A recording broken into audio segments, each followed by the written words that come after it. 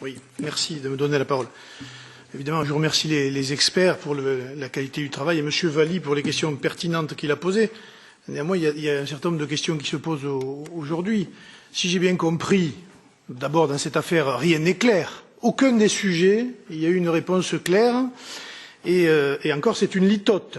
Quand on regarde le montant et les objectifs qui avaient été fixés et l'objectif final. Mais pire que ça, c'est donc qu'on a versé à perte, enfin pas à perte, mais à l'aveugle plutôt, des fonds sans savoir très bien où ils allaient, comment ils étaient utilisés et les résultats qu'il y avait. Moi, c'est ça qui me gêne le plus. C'est-à-dire que cette politique dure depuis déjà longtemps, ce sont des millions d'euros qui sont déversés dans cette préadhésion, mais il n'y a aucun résultat, et pour cause, puisqu'on n'arrive pas à maîtriser les résultats dans la diversité de tous les projets qui ont été ciblés.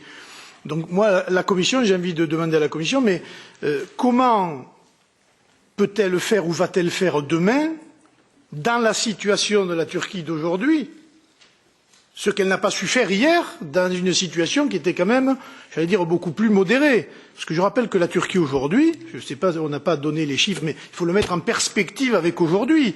C'est quand même 3000 juges arrêtés, 8000 policiers arrêtés, 20 000 militaires, 16 000 fonctionnaires de l'éducation, 21 000 enseignants, tous les doyens de l'université arrêtés, des journalistes arrêtés, 50 chaînes de télévision et journalistes arrêtés, etc., etc.